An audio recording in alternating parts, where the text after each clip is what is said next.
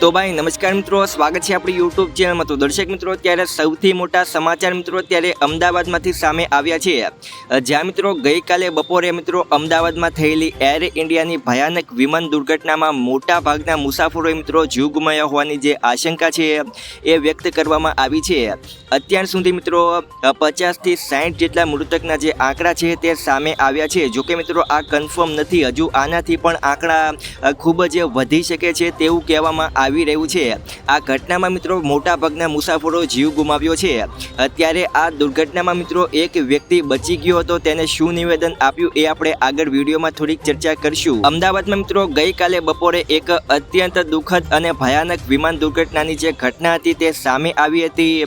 Air ઇન્ડિયાનું bowling ડીલમાઇન્ડર 787 વિમાન જે મિત્રો લંડન જવા માટે સરદાર વલ્લભભાઈ પટેલ આંતરરાષ્ટ્રીય વિમાન મથક પરથી ઉડાન ભરી રહ્યું હતું। તે ઉડાન દરમિયાન મિત્રો અચાનક જ તંત્ર ગુમાવી બેઠું હતું અને એરપોર્ટની સીમા નજીક મિત્રો તે વિમાન એક ઇમારત સાથે અથડાઈ ગયું હતું, જ્યાં મિત્રો વિમાન છે એ ક્રેશ થઈ ગયું હતું। તમે બાજુમાં મિત્રો લાઈવ વિડીયોમાં જોઈ શકો છો। વિડીયોમાં મિત્રો તમે જોઈ શકો છો કે વિમાન મિત્રો કઈ રીતના ક્રેશ થાય છે। ખૂબ જ ભયાનક રીતે મિત્રો વિમાન છે એ ક્રેશ થઈ ગયું હતું અને વિમાનમાં મિત્રો કુલ 242 મુસાફરો સવાર હતા અને પહેલાથી મળેલી માહિતી મુજબ મિત્રો તમામ મોતની આશંકા વ્યક્ત કરવામાં આવી છે, એટલે કે તમામે તમામ મુસાફરોના જીવ છે, તમામે તમામ મુસાફરોએ મિત્રો આ ઘટનામાં જીવ ગુમાવ્યા છે તેવું કહેવામાં આવી રહ્યું છે। જો કે મિત્રો હજુ સુધી કન્ફર્મ નથી, હજુ સુધી મિત્રો 50થી 60 જેટલા મૃતકના આંકડા છે તે સામે આવી રહ્યા છે।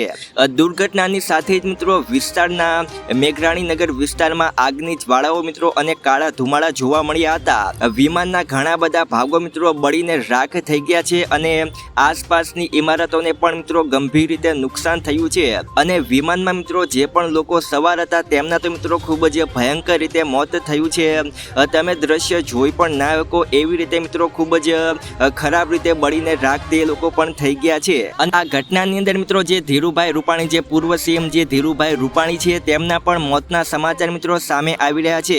આજના મિત્રો સૌથી મોટા સમાચાર છે, આ એરોપ્લેન ક્રેશની ઘટનામાં મિત્રો ધીરુભાઈ રૂપાણીનું પણ મોત થયું છે। ધીરુભાઈ રૂપાણી મિત્રો પોતાની દીકરીને મળવા માટે તે લંડન જવા માટે રવાના થયા હતા, પરંતુ એરોપ્લેન મિત્રો ક્રેશ થતાં તેમનું પણ મિત્રો નિધન થયાના સમાચાર મિત્રો અત્યારે સામે આવી રહ્યા છે। અને હવે મિત્રો આપણે વાત કરીએ તો આ ઘટનાની અંદર જે એક વ્યક્તિ બચ્યો છે તેનું શું નિવેદન આવ્યું છે તો એના વિશે વાત કરીએ તો તેને એવું નિવેદન આપ્યું કે ટેક ઓફ થવાના 30 સેકન્ડ પછી જોરદાર અવાજ આવ્યો હતો અને પછી વિમાન ક્રેશ થઈ ગયું હતું અને આ બધું ખૂબ જ ઝડપીથી થયું હતું અને જ્યારે હું જાગ્યો ત્યારે મારી આસપાસ લાશોના ઢગલે ઢગલા જોવા મળ્યા હતા। હું ખૂબ જ ડરી ગયો હતો, ત્યાંથી ભાગી ગયો હતો। વિમાનના ટુકડા મારી આસપાસ વિખારેલા પડ્યા હતા। કોઈએ મને પકડી અને એમ્બ્યુલન્સમાં બેસાડી અને હોસ્પિટલ મને લઈ જવામાં આવ્યો હતો। પછી મારી સાથે શું થયું મને ખબર નથી। આવું નિવેદન છે એ મિત્રો જે એક વ્યક્તિ આ ઘટનાની અંદર બચી ગયો હતો તેને આપ્યું છે। આ મિત્રો ગઈકાલે બપોરે અમદાવાદથી મિત્રો જે લંડન જવા માટે જે વિમાનને ઉડાન ભરી હતી તેનું મિત્રો આકસ્મિક રીતે અકસ્માત થયું હતું અને તેમાં મિત્રો લગભગ 242 જેટલા મુસાફરો હતા તે સવાર હતા અને અત્યાર સુધી મિત્રો 50થી 60 જેટલા મૃતકના આંકડા છે તે સામે આવી રહ્યા છે અને અમુક અહેવાલ મુજબ મિત્રો એવું પણ કહેવામાં આવી રહ્યું છે કે તમામે તમામ મુસાફરોના મોતના આશંકા વ્યક્ત કરવામાં આવી રહી છે।